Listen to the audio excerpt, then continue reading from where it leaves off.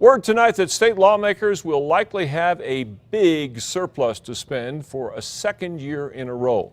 The hundreds of millions in extra money is good news, but it's also likely to spark a fight over how to spend it. News 13's Alex Goldsmith is in the Newsplex. Dick, right now the amount of new money for next year's budget is estimated at nearly $300 million. It could bring state spending to a level it hasn't been at since before the recession struck.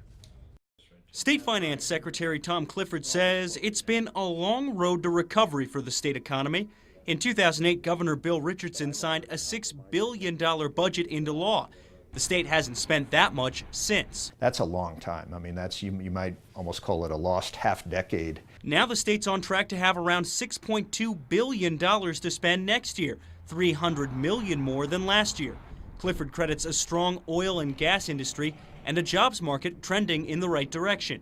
House Majority Leader Rick Miera didn't hesitate when asked where the surplus should go. We need money back in the education budget. We need money in higher education. We need to replace what we took away during those lean years. In a statement, Governor Martinez says she wants the extra money to go to education reform and economic development.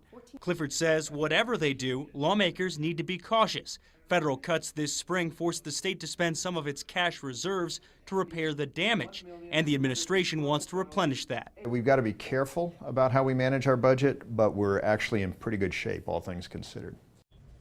Now, of course, that $300 million surplus is an early projection. One of the big things that could throw that number off is if federal gridlock causes more budget cuts. New Mexico's economy, after all, is still more reliant on federal spending than most other states. Back to you, Dick. Okay, Alex, speaking of early projections, forecasters estimate annual state revenues could grow by $900 million over the next 4 years.